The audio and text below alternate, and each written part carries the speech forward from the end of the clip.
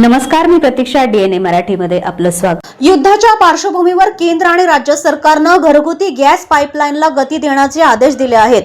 मात्र अहिल्यानगर शहरात अद्यापही गॅस पाईपलाईनचं काम पूर्ण झालेलं नाही. यावरून खासदार निलेश लंके यांनी महापालिका प्रशासनावर गंभीर आरोप केले आहेत. जाणीवपूर्वक खोदकामाचे दर अनेक पटींनी वाढवल्यानं ठेकेदार काम करण्यास तयार नसल्याचा दावा त्यांनी केलाय.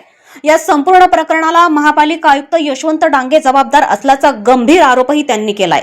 केंद्र सरकारने देशभरात पाईपलाईनद्वारे घरगुती गॅस पुरवठ्याला गती देण्यासाठी सर्व महानगरपालिका आणि नगरपालिकांना आवश्यक सहकार्य करण्याचे निर्देश दिले होते. मात्र अहिल्यानगर महापालिकेने खोदकामाचे दर संभाजीनगर, पुणे आणि इतर शहरांच्या तुलनेत अनेक पटीने वाढवल्यामुळे गॅस पाईपलाईनचे काम रखडल्याचा आरोप खासदार निलेश लंके यांनी केलाय. अशा अवास्तव दरांमुळे कोणताही ठेकेदार काम करण्यास पुढे येत नसल्याचं त्यांनी सांगितलं. त्यामुळे नागरिकांना आजही पाईपद्वारे गॅस पुरवठ्याच्या सुविधेपासून वंचित राहावं लागत असल्याचा दावा त्यांनी केलाय.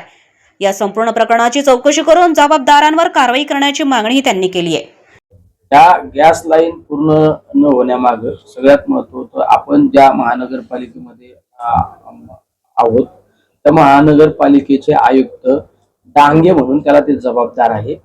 ज्या गॅस लाईन एजन्सी जी काम करते त्या एजन्सीला तुमच्या पलीकडे संभाजीनगर असो, वेगवेगळ्या शहरामध्ये ज्या मीटरचा रेट असतो त्यापेक्षा दुप्पट तिप्पट 10 पटीने रेट त्याला जर वाढवून सांगितल्यानंतर तो ठेकेदार काम कसा करणार आहे? गॅस लाईन कशी पूर्ण होणार आहे? तुम्ही कमीत कमी नगर शहरापेक्षा, आपल्या नगर शहरापेक्षा संभाजीनगरची महानगरपालिका आपल्या तुलनेत चांगलीच आहे ना.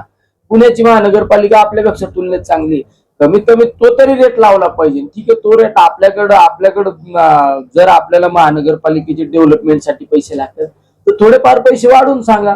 तुम्ही जर 10-20 पट जर पैसे वाढवले तर कशी ती एजन्सी काम करणार आहे? त्याला जबाबदार आहे, तुम्ही चौकशी करा.